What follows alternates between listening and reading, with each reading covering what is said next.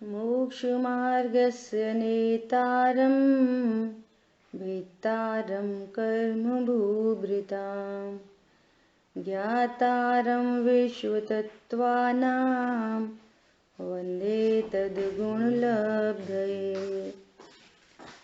तत्वार्थ सूत्र जी ग्रंथ पहले परिशिष्ट पर हम लोग स्वाध्याय कर रहे हैं। इसके अंतर्गत अपन सम्यक चारित्र के स्वरूप को देख रहे हैं। एक बार फिर से पढ़ते हैं। सभी सम्यक दृष्टियों के जो कुछ भी चारित्र प्रकट हुआ हो सो सम्यक है, और 10वें गुण स्थान तक प्रकट नहीं हुआ हो सो विभाव रूप है।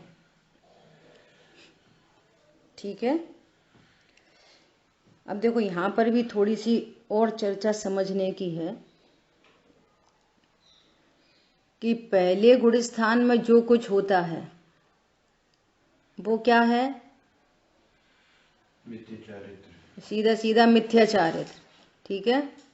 मिथ्या दर्शन, मिथ्या ज्ञान, मिथ्याचारित्र। अणुव्रत के परिणाम हो मिथ्याचारित्र, महाव्रत के परिणाम हो मिथ्याचारित्र। चारों का हाँ, चारित्र की बात चल रही है ना। चारित्र के एंगल से आंसर चाहिए। कषाय का सद्भाव ये थोड़ी पूछ रहे, ये कह रहे हैं पहले गुण स्थान में जो कुछ भी हो रहा है वो सब मिथ्याचारित्र है। ये ठीक है। अब देखो गुण स्थान हुआ चौथा, सम्यक दर्शन प्रकट हुआ, सम्यक ज्ञान प्रकट हुआ। सुनना बहुत ध्यान से। और सम्यक चारित्र प्रकट हुआ, अनंतानुबंधी के अभाव रूप सम्यक चारित्र प्रकट हो गया। ठीक है। वो सम्यक चारित्र वीतरागता है, आंशिक वीतरागता प्रकट हुई। अब उसके साथ में मैंने बोला ध्यान से सुनना, उसके साथ में जो भी राग है वो राग दो प्रकार का है। उस वीतरागता के साथ में जो कोई भी राग है, तीन कषाय चौकड़ी संबंधी राग, तीन कषाय का सद्भाव है ना, तो तीन कषाय चौकड़ी संबंधी राग है। शुभ राग दो प्रकार का है, एक अशुभ राग और एक शुभ राग। एक अशुभ राग और एक शुभ राग। दोनों क्या है? विकार। दोनों ही विकार हैं। परंतु शुभ भाव आशव तत्व होने पर भी, विकार होने पर भी शुभ राग पर व्यवहार चारित्र का आरोप आता है। उसको व्यवहार से चारित्र कहा जाता है। किसको? शुभ राग को। और जितना अशुभ भाव है चौथे पांचवें गुण स्थान में, उसको क्या कहा जाता है? उसको तो व्यवहार से चारित्र भी नहीं कह सकते। जितना मंद कषाय का परिणाम है उस पे तो व्यवहार से चारित्र कहा जा सकता है। उपचार उस पे आ जाता है, व्यवहार को, व्यवहार का शुभ भाव के ऊपर। और जो अचारित्र कह सकते हैं। हाँ, अचारित्र किसको कहते हैं? अचारित्र कहते हैं पाप परिणाम को अचारित्र कहते हैं। लड़ाई झगड़ा, विषय, भोग, खाना पीना, चलना उठना, कमाना दमाना, चौथे पांचवें गुण स्थान में जितने भी पाप रूप परिणाम हैं उन पाप रूप परिणाम को कहते हैं अचारित्र। अशुभ को ही तो अशुभ को कहते हैं अचारित्र, क्योंकि अप्रत्याख्यान जो कषाय है उसमें शुभ अशुभ दोनों भाव होते, प्रत्याख्यान में भी शुभ अशुभ दोनों भाव होते।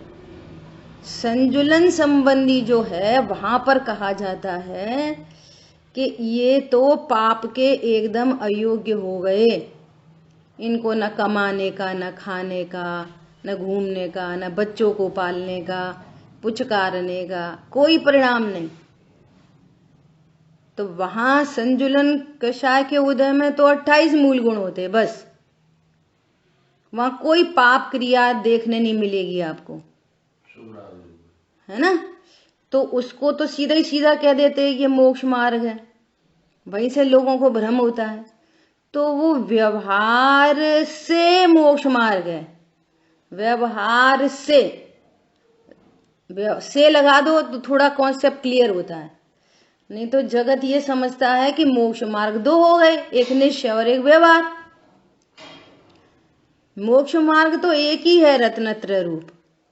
उस रत्नत्र के साथ में जहां जहां जिस जिस गुण स्थान में शुभ परिणाम है, उस शुभ परिणाम पर मोक्ष मार्ग का आरोप आता है। इसलिए उसको क्या कहते हैं? व्यवहार से चारित्र। चारित्र नहीं है वो, व्यवहार से चारित्र। तो जो अणुव्रत महाव्रत की जो अपन ने चर्चा कर ली ना, कि बाहर से जो शरीर और शुभ राग की जो चर्चा है, तो वो तो आश्रव तत्व है, शरीर की क्रिया है, और अंतरंग में जितनी वीतरागता है वो चारित्र है। ठीक है।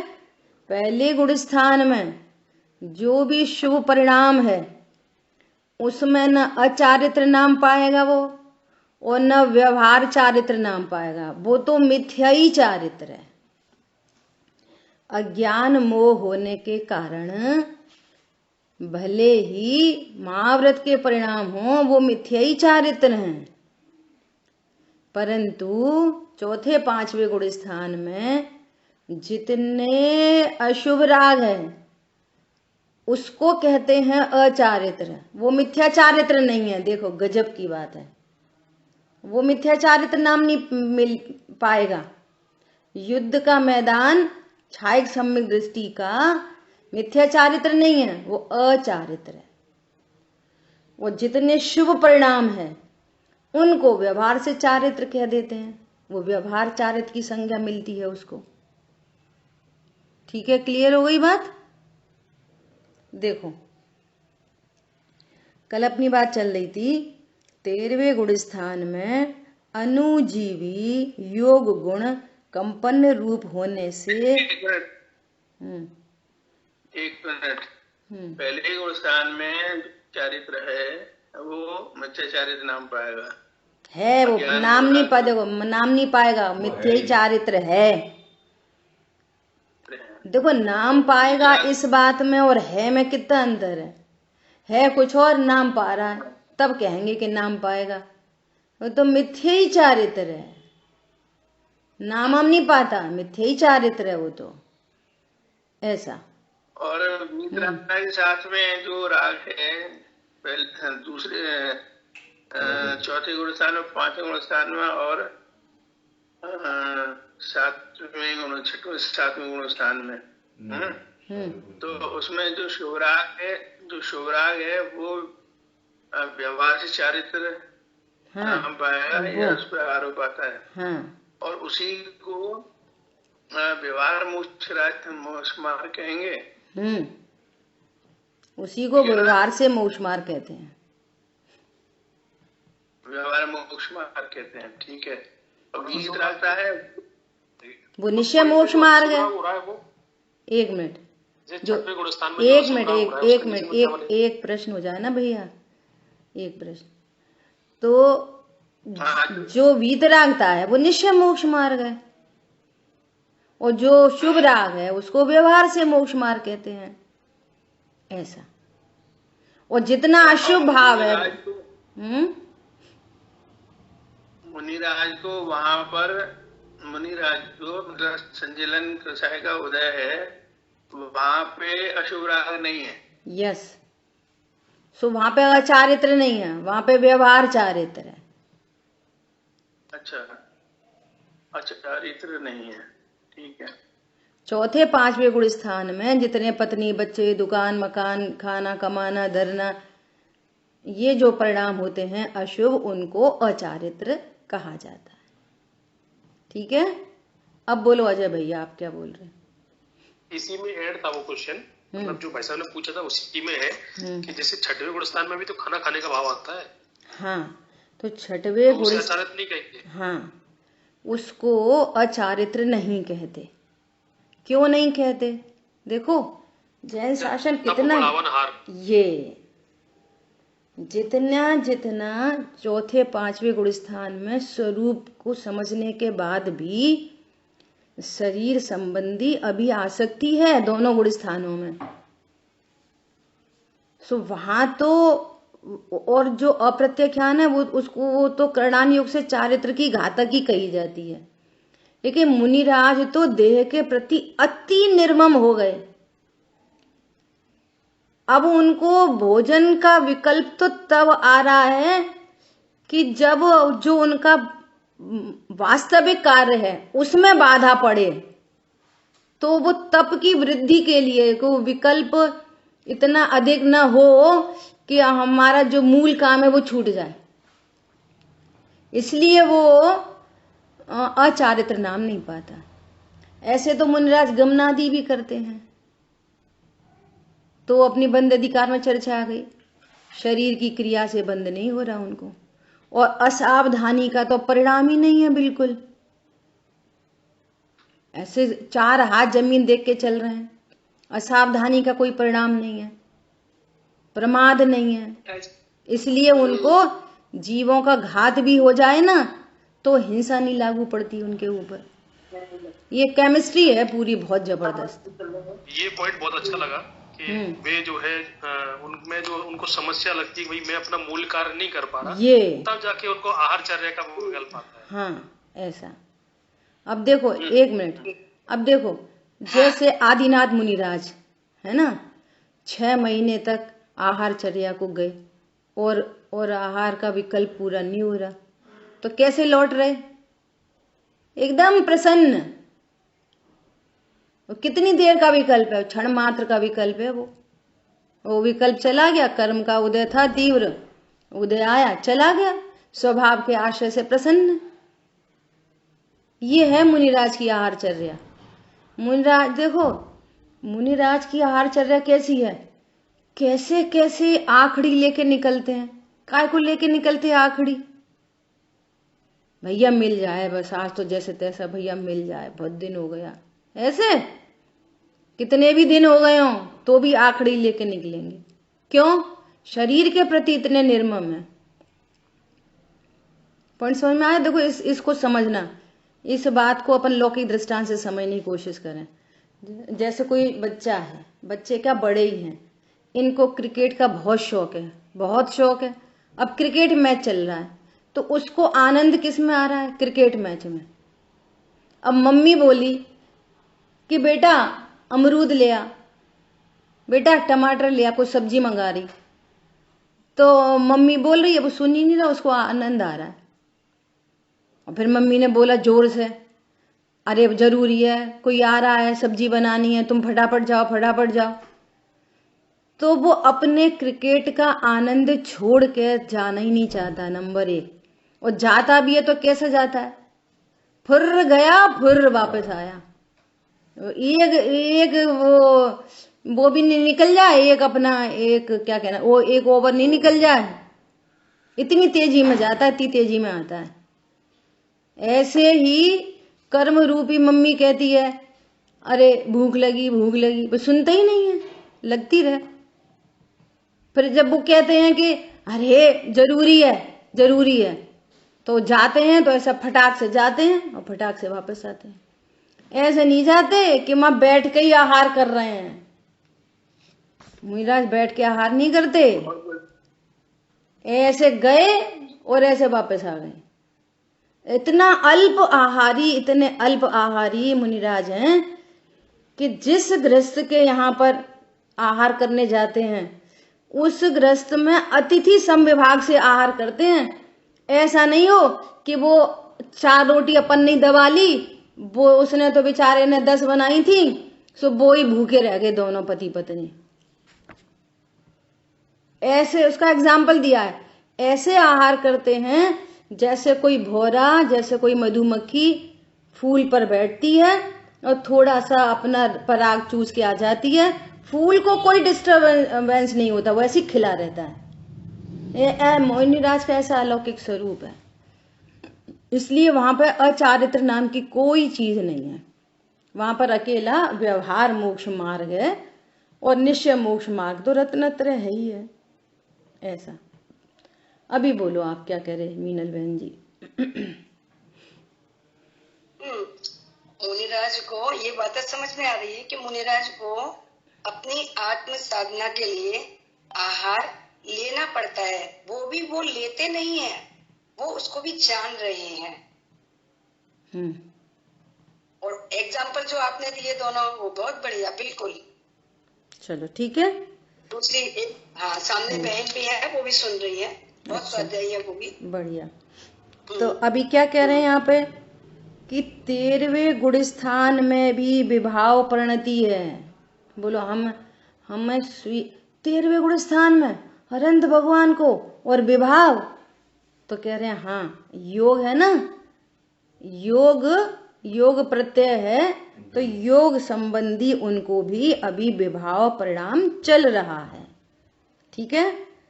और वहां प्रतिजीवी गुण बिल्कुल प्रकट नहीं है। कल अपन ने चर्चा की थी, प्रतिजीवी गुण या तो कंप्लीटली अप्रगट होते हैं या फिर पूर्ण प्रकट होते हैं, या तो उनका औदिक भाव होता है या फिर उनका छायिक भाव होता है ना। तो वो प्रकट नहीं है, तो उतना भी विभाव परिणाम है। और 14वें गुण स्थान में भी उपादान की कचास से, इसलिए वहां औदिक भाव है। देखो कल्पना करो, अब जहां सिद्धत्व प्रकट हुआ, हाँ, वहां पे कौन सा औदिक भाव है? 14वें गुण स्थान में अब क्या औदिक भाव बचा? अब तो अयोगी जिन कह रहे हैं, अयोगी। अब तो कंपन भी नहीं हो रहा 14वें गुण स्थान में। 13वें गुण स्थान में सर्व मिथ्यात्व और सर्व कषाय का अभाव हो गया 13वें में, और पूर्ण ज्ञान प्रकट हो गया, है ना। ज्ञान, दर्शन और वीर संबंधी भी छायक भाव प्रकट हो गया। ठीक है। अकेला योग बचा था 13वें गुण स्थान में, तो चलो भैया वो विकृति है। अब 14वें गुण स्थान में तो योग भी अभाव हो गया, अयोगी जिन हो गए। अब कौन सा विभाव औदिक भाव बचा? सिद्ध भगवान को। सो यहां औदिक भाव कह रहे हैं, वो बचा असिद्धत्व। अभी सिद्ध नहीं हुए ना, आफ्टर ऑल संसार में ही विराजमान है। असिद्धत्व नाम का औदिक भाव अभी सिद्ध भगवान को रह गया। और अगर अपन दूसरी भाषा में बोलें कि 14वें गुण स्थान का अभाव और सिद्धत्व की प्राप्ति, तो सिद्धत्व में अब क्या प्रकट होगा? अव्याबाधत्व, अव्याबाध सुख। उसको कह रहे हैं उपादान की अभी थोड़ी सी कचास बची है। जैसे ट्रेन दिल्ली तो पहुंच गई है, बस जरा सा आउटर पर खड़ी है। आउटर पे भी मत बोलो, बस एक आगे ट्रेन खड़ी है, वो निकल जाए, सुई स्टेशन पर खड़ी हो जाएगी। समझ में आ रही है बात? देखो ये होता है करणान योग। डॉट टू डॉट की चर्चा करेगा करणान योग। हाँ बोलो, अनम्यूट करके बोलिए।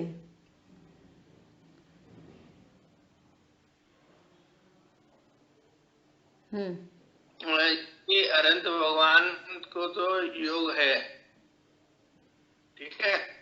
तो वहां पे योग प्रत्यय होने की वजह से वहां पे विकृति है वहां पे, ठीक है। और इसके बाद में ये जब सिद्ध होंगे तो ये योग भी खत्म हो गया। 14वें में योग खत्म हुआ। हाँ, योग खत्म हो तो फिर क्या हुआ? फिर योग खत्म हो गया तो ये तो योग से सिद्ध दशा। अच्छा, 14 गुण स्थान खत्म हो जाएगा तब सिद्ध होंगे, तब सिद्ध। हाँ, तब सिद्ध गति को प्राप्त होंगे। 14वें गुण स्थान में असिद्धत्व है अभी। हाँ, बहुत बढ़िया। वो असिद्धत्व अच्छा। का भी भाव है। असिद्धत्व नाम का औदिक भाव है। यहाँ पे ये कह रहे हैं ना कि 14वें गुण स्थान में भी उपादान की कचास है, इसलिए वहां औदिक भाव है। तो भैया अब 14वें गुण स्थान में तो योग नामक विकृति भी मिट गई, अब कौन सा औदिक भाव है? तो अब है असिद्धत्व नाम का, क्योंकि उपादान की कचास का 14 क्या मतलब? स्थान भी चार दशा है, हम्म, ये कहना है ना। क्या? 14वें स्थान में चार दशा है। हाँ, अभी तो यहीं पे है ढाई दीप में ही। अब 14वें गुण स्थान का अभाव होएगा और फिर सिद्ध गति को प्राप्त होंगे। 13वें से 14वें गुण स्थान का कितना समय होता है? 13वें से 14वें गुण स्थान का कितना समय होता है? बहुत थोड़ा सा, 5 अक्षर बोलने जितना, अ ई ली लरी, बस उतने टाइम का असिद्धत्व है। बस। उसमें उपादान की कचास का क्या होता है? उपादान की कचास मतलब कि वो पर्याय पूर्ण प्रकट नहीं हुई, असिद्ध तो बचा रह गया, बस ऐसा। पूर्ण नहीं हुई। पूर्णता कैसे होगी? जब सर्व प्रतिजीवी गुणों की पूर्ण शुद्ध पर्याय प्रकट हो जाएगी, अघाती कर्म का संपूर्ण अभाव हो गया। पता 14वें गुण स्थान में भी करणान योग से 13 प्रकृतियों की सत्ता कही है। अभी 14वें गुण स्थान में भी 13 प्रकृति बची हैं अघाती संबंधी।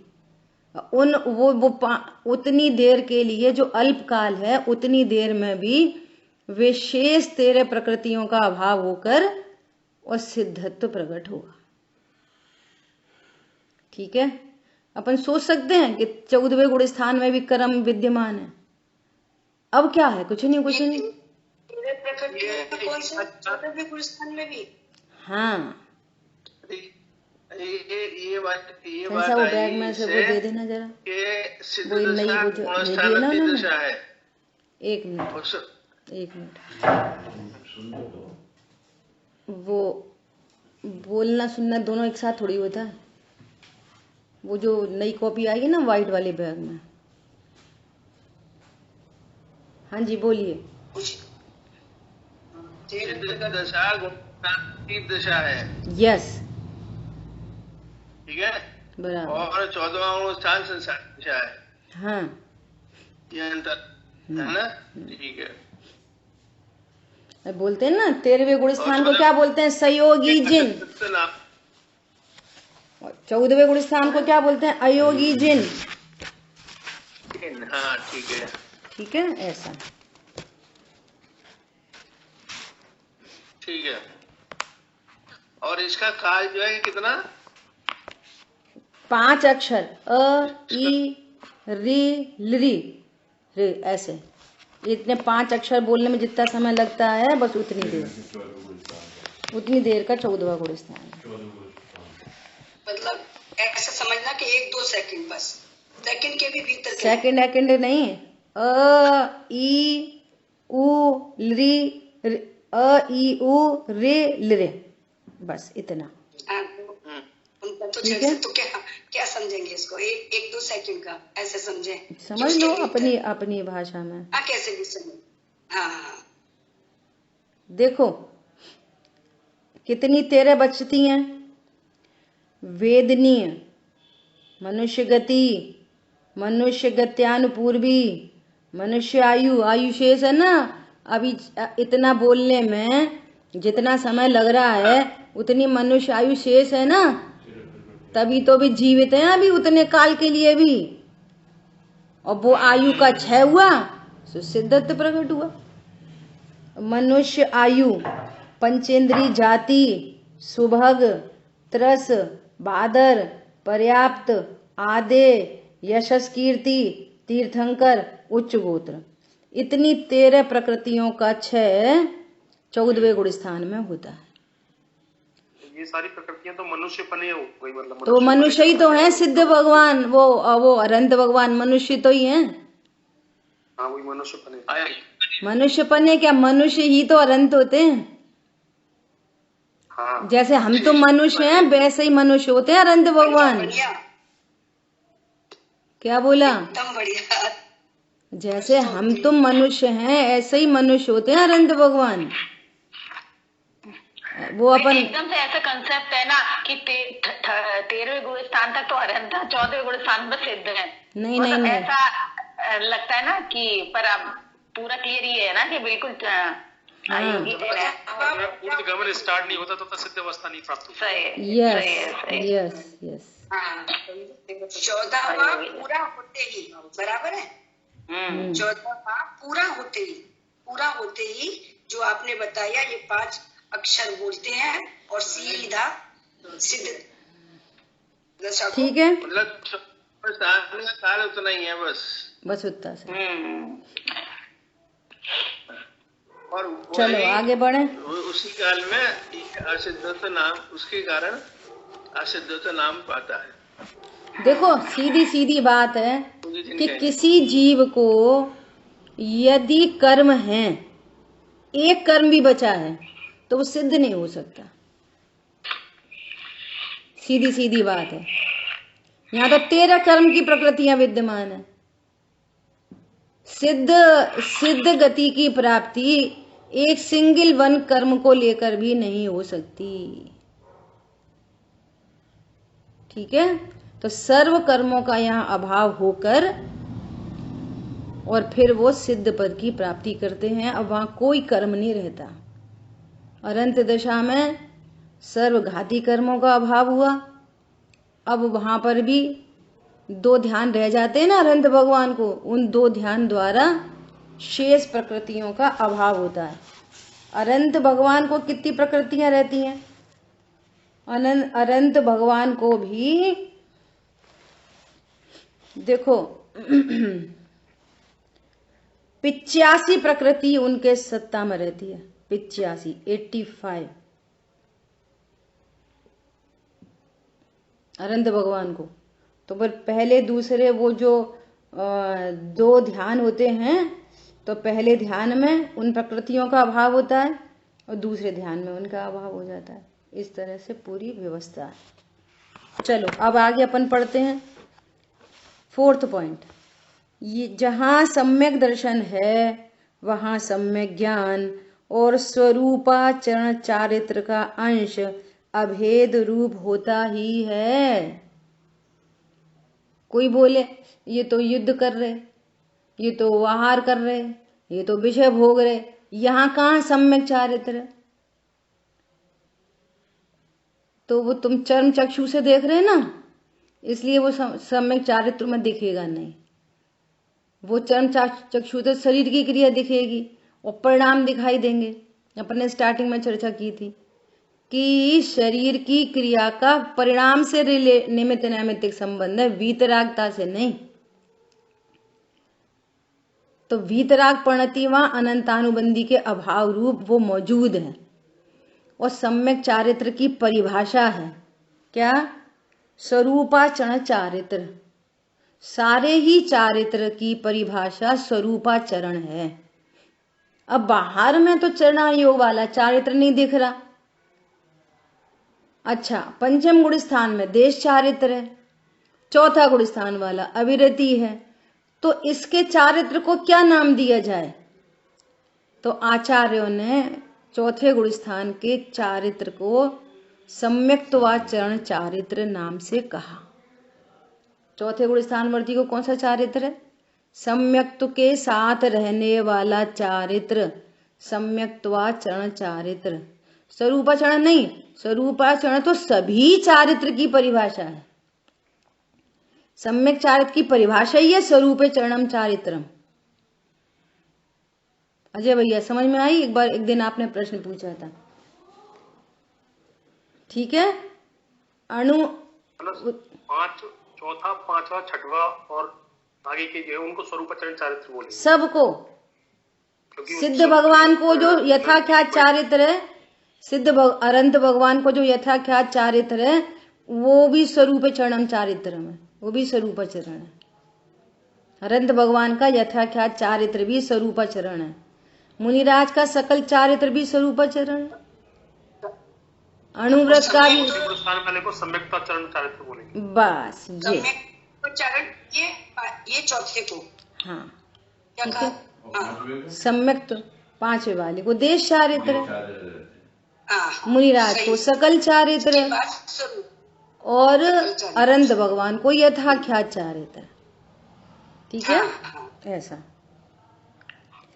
ऊपर कहे अनुसार दर्शन गुण से ज्ञान गुण का पृथकत्व और उन दोनों गुणों से चारित्र गुण का पृथकत्व सिद्ध हुआ। इस प्रकार अनेकांत स्वरूप हुआ।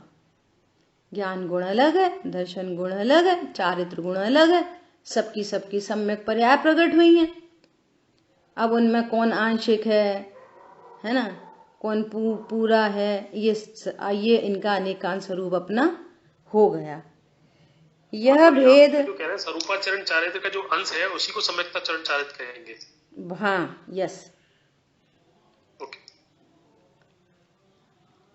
देखो अंश तो देश चारित्र भी है, अंश तो वो भी है, सकल चारित्र भी है।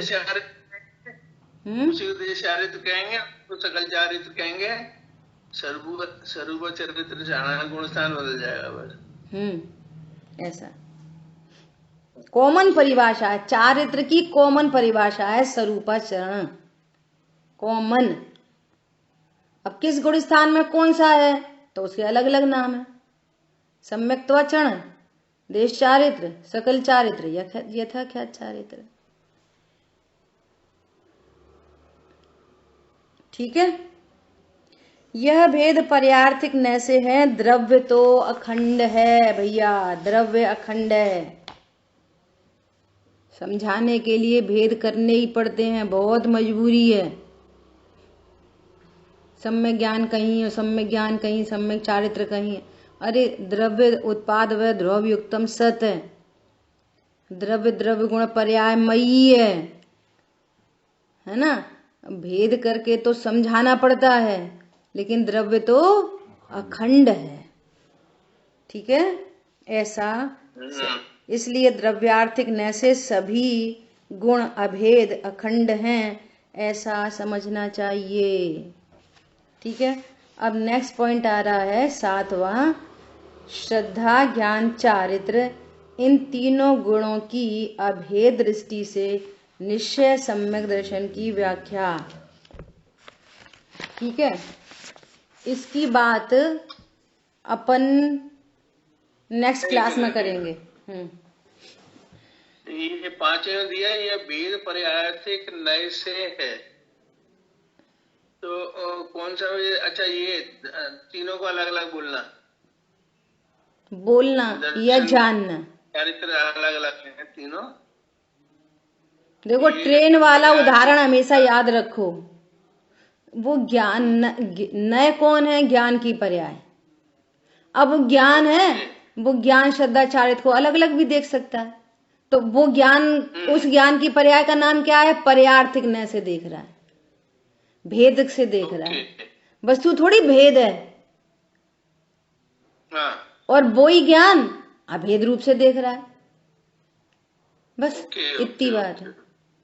जैसे अपन संतरा खरीद रहे, तो वो ही ज्ञान पूरे संतरा को देख रहा है, और वो ही ज्ञान छिलके को देख के, अरे मोटा छिलका है, थोड़ा ऐसा स्पर्श से देखेगा, अरे ये तो कच्चा है, तो ये भेद रूप देखना हो गया। वस्तु तो जैसी है वैसी ही है, संतरा तो अभेद ही है, एंगल है देखने के। नए समझ लो ज्ञान का एंगल। नए हमेशा ज्ञान की पर्याय होती है। वस्तु में कभी भी पर्यायार्थिक नए को ही जो है अपन जो है यहाँ पे अनेकांत का स्वरूप कह सकते हैं। अनेकांत स्वरूप मतलब दोनों सब। प्रमाण पूरा आएगा, पूरा प्रमाण भी आएगा। अपन ने स्टार्टिंग में बात करी थी ना कि अकेली पर्याय में अनेकांत लगा सकते हैं। अकेली पर्याय में क्या? हाँ लगा सकते हैं। कैसे लगा सकते हैं? कि पर्याय अनित्य है, नित्य नहीं, लग गया अनेकांत। अच्छा ठीक है, ऐसा अस्ति नास्ति अनेकांत लग गया पर्याय में। ये निश्चय व्यवहार का स्वरूप समझना बहुत पुरुषार्थ का काम है। ओके ओके ओके, ऐसा हमने प्रमाण को अनेकांत समझ के रख लिया बस। अरे भैया हम सब में लगा सकते हैं, अनेकांत सब में।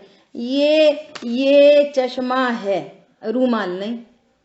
अस्ति नास्ति अनेकांत हो गए। अब इसको ही हम अभेद से देख रहे, पूरा चश्मा अभेद से, ये द्रव्यार्थिक नय हो गया चश्मे का। इसकी डंडी तो थोड़ी बड़ी है, इसका ये कलर है। तो अब अपन चश्मा तो अभेद ही है, चश्मा में न व्यवहार है न निश्चय है। चश्मा तो हर समय चश्मा है। आप इसको अभेद भी देख सकते हो और भेद भी देख सकते हो।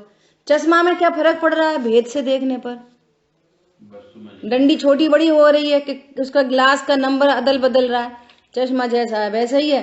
कभी हम इसको भेद से देख रहे, चश्मा इसका ग्लास तो बहुत अच्छे हैं।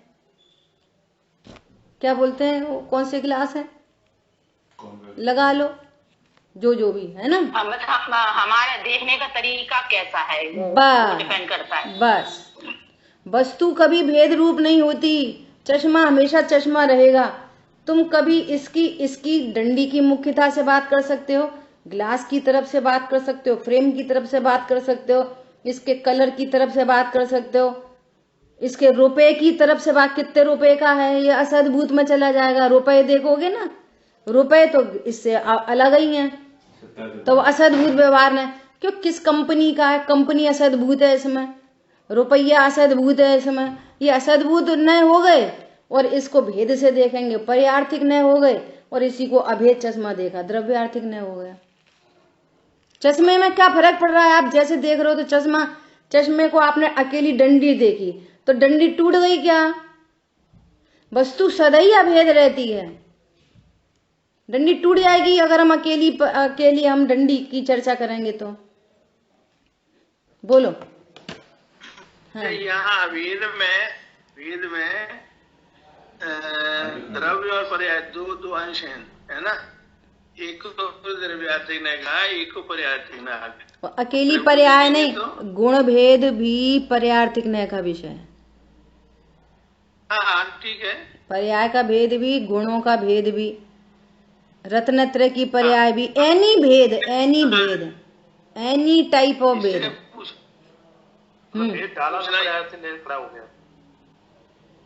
नहीं, इसमें हमारा जो प्रश्न है वो ये है कि ज्ञान का एंगल द्रव्यार्थिक हो सकता है, पर्यायार्थिक हो सकता है ना? बराबर। और उसी एंगल से हमने प्रमाण की वस्तु को देखा, उसमें दोनों शामिल है, द्रव्य भी शामिल है, पर्याय भी शामिल है।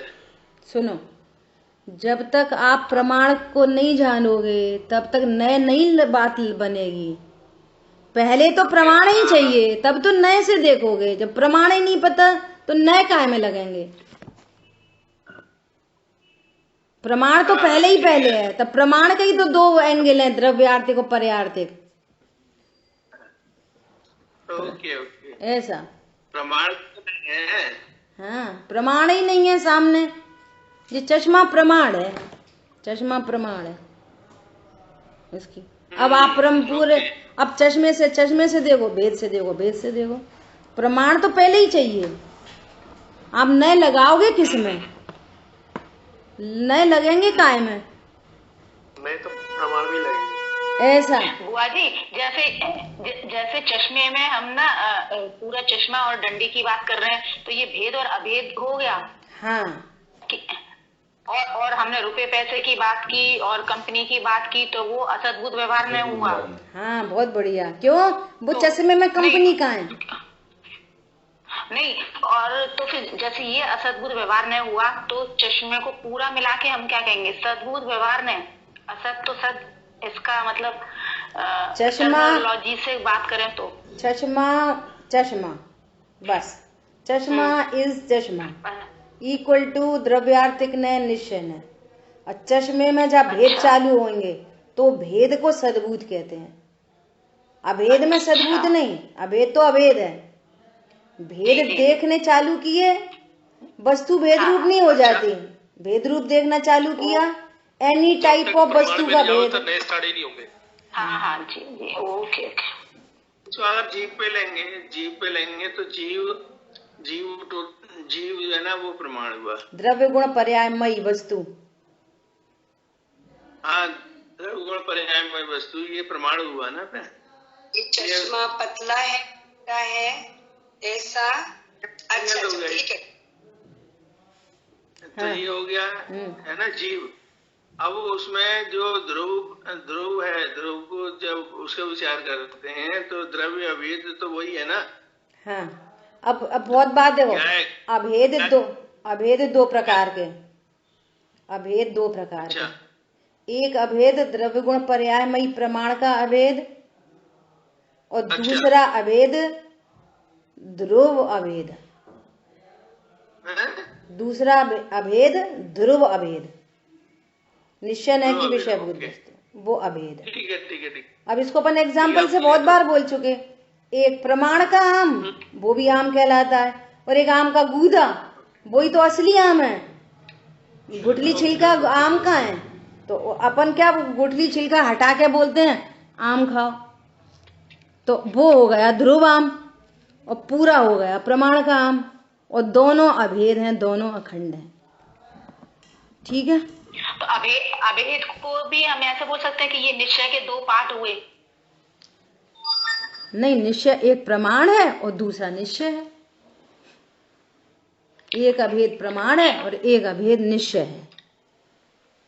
ठीक है, ओके। देखो, मुझे तो एक कोई खास बात कहनी थी। मुझे कल बहुत मजा आया दीदी की क्लास में। एक बहुत गजब का पॉइंट था, वो शेयर करने का मन था। 2 मिनट में शेयर कर रहे हैं अपन। अब इस वाली चर्चा को अपन यहीं पे विराम देते हैं, फिर और चर्चा कोई प्रश्न आएंगे तो अपन आगे बात करेंगे। और अभी तो अपना पहला ही अध्याय पूरा हुआ है। परिशिष्ट तो बहुत बड़ा है इनका, 1 2 3 4 5 परिशिष्ट के बाद दूसरा अधिकार चालू होएगा। और मेरे को दूसरा अधिकार पढ़ाने की इतनी जिज्ञासा हो रही है, तो फिर आप लोगों की बात आई कि है ना, इसी को पूरा करते हैं। करना ही क्या है, वो भी बात बहुत जबरदस्त है। भैया ने भी मुझे बोला, अच्छा हो रहा है। भैया ने भी बोला कि नहीं, परिशिष्ट पढ़ाओ, आप तो करो, फिर पढ़ने में आते हैं, फिर कहाँ कौन पढ़ता है। ये है, तो जितने अपन नयों की चर्चा सब आएगी इसमें। अभी तो अपना एक ही अध्याय हुआ है, एक ही परिशिष्ट चल रहा है। अभी तो बहुत सारी चर्चा आएगी इसमें आगे आगे। तो धीरे धीरे अपने को निश्चय, व्यवहार, द्रव्यार्थ, पर्यार्थ, ज्ञ सब धीरे धीरे अपन को क्लियर होता जाएगा। देखो, अभी धवला जी पुस्तक की 8वीं पुस्तक चल रही है, सुनना ध्यान से, बहुत मजेदार बात। तो उस पुस्तक का विषय क्या है कि किस किस गुणस्थान में किन किन प्रत्ययों से कौन कौन से कर्म बनते हैं। जैसे पहले गुणस्थान में मिथ्यात्व से कितने कर्म बनते हैं, अनंतानुबंधी से कितने कर्म बनते हैं। चौथे गुणस्थान में मिथ्यात्व अनंतानुबंधी नहीं है, खत्म हो गई। तो वो खत्म हो गई, वो प्रत्यय खत्म हो गए, तो अब उससे उतने कर्म नहीं बंधेंगे जो उनसे बंध रहे थे। ये विषय चल रहा है। फिर 5वें गुणस्थान में कितने बंधेंगे और कितने नहीं बंधेंगे, फिर उसमें कितने बंधेंगे, कितने, ये विषय चल रहा है। तो एक बहुत गजब की चर्चा आई। गुणस्थान है 7वां, सुनना ध्यान से, गुणस्थान है 7वां। और 7वां गुणस्थान कौन सा गुणस्थान है? निर्विकल्प अनुभूति का। 7वां गुणस्थान निर्विकल्प अनुभूति का, 6वां में बहिर्मुखी उपयोग होता है, 7वें में निर्विकल्प अनुभूति होती है ना। गुणस्थान है निर्विकल्प अनुभूति का 7वां, और वहां पर प्रकृतियां बन रही हैं। 7वें गुणस्थान में भी कर्म बन रहे हैं। क्यों बन रहे हैं? संजुलन मंद कषाय मौजूद है ना, चर्चा हुई थी ना। 6वें में संजुलन का तीव्र उदय, 7वें में संजुलन का मंद उदय। तो वहां भले निर्विकल अनुभूति का काल है, लेकिन मंद उदय भी तो अभी पूर्ण वीतरागता नहीं हुई है ना, तो मंद उदय तो चल रहा है ना। तो उस मंद उदय में कर्म बंधते हैं, उनके नंबर, उनके नाम हम सब कहे हैं वहां पे। तो एक प्रकृति होती है आहारक शरीर और आहारक आंगोपांग, ऐसी प्रकृति बंधती है। कौन से गुण स्थान में? 7वें गुण स्थान में। सुनना, तो कहा कि क्या सब जीवों को बंधती है ये? जितने जीव 7वें गुण स्थान में आएंगे सबको बंधेगी। ये कौन सी 2 प्रकृतियां हैं कि जब अपने समुद्घात पढ़ा था ना, तो किसी किसी जीव को आहारक समुद्घात होता है। उस आहारक समुद्घात में वे क्या करते हैं कि कोई उनको स्वाध्याय संबंधी शंका होए तो वहां चले जाते हैं, केवली भगवान के पाद मूल में समोषण में चले जाते हैं। कोई उन्हें विशेष कोई वंदना करनी हो तीर्थों की तो वहां चला जाता है, तो वो आहारक पुतला निकलता है और वहां पे चक्कर अपने शंका समाधान करके, किन्हीं तीर्थों की वंदना करके, कहीं नहीं आचार्यों की वंदना करके वापस आ जाता है। ये होता है आहारक शरीर और आहारक आंगोपांग। ठीक है, तो इस इन वाली प्रकृतियों का बंध 7वें गुण स्थान में होता है। तो उस आंगोपांग मतलब इंटरनल आउटर ऑर्गन, उस संबंधी। ये तो पूरा शरीर और ये है अंग, ये है अंग। और सुनो, तो शरीर की बात आ गई ना, आहारक शरीर में भी ऐसा छोटा सा पुतला निकलता है, उसके भी कुछ कुछ अवयव रहते हैं, कंपोनेंट, वो उसको कहते हैं अंग और उपांग। जैसे हाथ तो अंग है और उंगलियां उपांग हैं, ऐसा है ना। तो उसमें प्रश्न आया कि क्या सभी 7वें गुण स्थानवर्ती जीवों को ये कर्म प्रकृतियां बनती हैं दोनों? तो वीरसेन आचार्य देव कह रहे हैं नहीं। तो फिर किन्हीं जीवों को तीर्थंकर आदि के प्रति, मुनिराज के प्रति विशेष अनुराग होता है, उनको बंधती है। अब यही पॉइंट बहुत, मतलब इतना पॉइंट ये ऐसा था, कैसा? गुण स्थान है निर्विकल्प अनुभूति का, परिणति स्वभाव सन्मुख है, और फिर भी वहां पर वो ऐसा कोई विशेष राग की परिणति उत्पन्न हुई। बोलो, एक तरफ निर्विकल अनुभूति और दूसरी तरफ देवशास्त्र की कोई ऐसी विशेष महिमा, ऐसा उनके प्रति विशेष राग कि निर्विकल अनुभूति के काल में आहारक द्विक, ये इसको द्विक बोलते हैं इकट्ठे दोनों को बोलने के लिए, आहारक द्विक का कोई मुनिराज इसका बंद करते हैं। बोलो, निर्विकल्प अनुभूति में ऐसी देवशास्त्र गुरु की कोई अलौकिक महिमा, वो महिमा भी चल रही है, मतलब जितना राग का कार्य है उतना राग का कार्य चल रहा है, और जितनी वीतरागता है वीतरागता का काम चल रहा है, नो प्रॉब्लम। देखो, अगर ये बनती तो सबको ही बनती, लेकिन सबको नहीं बनती, किसी किसी को बनती है, किसी किसी को ऐसा अलौकिक भगवंतों के प्रति कोई राग हो तो उनको ये बन जाती है। और भी 6वें गुण स्थान में अच्छा बंधती है 7वें गुण स्थान में, और उदय आता है 6वें में। देखो, किसी किसी करणानियों की व्यवस्थाएं हैं, बंधेगी 7वें में, 6वें में नहीं बनती, और 7वें से जब 6वें में आएंगे तब उदय आएगा उसका, तब उनको तब चले जाएंगे कहीं पे भी, तीर्थंकर भगवान के पास, आचार्य के पास उदय आएगा 6वें में। जो निर्विकल्पता है वो चलती रहेगी, यही तो कह रहे हैं। अरे ये पॉइंट तो यही था, मेन पॉइंट तो ये था। हाँ। निर्विकल्पता की जगह कंटिन्यूअस है, तब तो 7वां गुण स्थान है, और शेष राग जितना विद्यमान है उतना बंद हो रहा है। कितने का बंद हो रहा है? जैसे 2 पांडवों के संग में आई थी नकुल सहदेव के संग में, ऐसी कंडीशन बन सकते हैं सर? नहीं, ये अलग ही चीज है एकदम, मतलब उस तरह से रिलेट कर सकते हैं थोड़ा सा उसको। हाँ कर सकते हैं कि उनका भगवान भी चल रहा है और यहाँ अपनी आत्मा की अनुभूति भी चल रही है, ऐसा ये पॉइंट है पकड़ने का। बोलो, अभी दोबारा से बोलो अजय भैया। जैसे 2 पांडव हुए थे नकुल सहदेव, इधर जो है भगवान था कि मतलब मतलब अपनी अनुभूति भी चल रही है, उनकी चिंता भी हो रही है, तो ऐसी कंडीशन में वो ये व्यवस्था बन रही है, वो किसी किसी को, हर किसी को नहीं है। देखो, नकुल सहदेव के एग्जाम्पल से अपन ने ये बात समझने की कोशिश की है, परंतु जब उनको ये विकल्प आया था ना, तब तो उनका गुणस्थान गिर गया था, तब तो उनको फिर बंद होगा, देवगति का बंद हुआ ये। तब तो अगर ऐसा होता ना जो आप कह रहे हो, फिर तो उनको आहारक दो की बंधती और गुणस्थान गिरता नहीं। पॉइंट ये है, गुणस्थान नहीं गिरा, साथ वहीं चल रहा है। अच्छा आपने बात कही है, देखो करेक्शन होता है ऐसे, उनका तो गुणस्थान गिर गया, यहाँ गुणस्थान भगवान की भक्ति चलती रहेगी और गुणस्थान नहीं गिरेगा, साथ वहीं बना रहेगा। ये है पॉइंट बहुत गजब का। वो जो जा रहे हैं वगैरह, वो जो जा रहे हैं, पहुंच रहे हैं, उनका तो अल्प समय होता है, बस वो अल्प ही का काम है, ये सब अल्प का ही काम है ये सब। वो जो जा रहे हैं, पहुंच रहे हैं, वहां पे भी निर्विकल्प चल रहा है। नहीं, वो छठवां हो गया ना, छठवां हो गया वो तो। हाँ।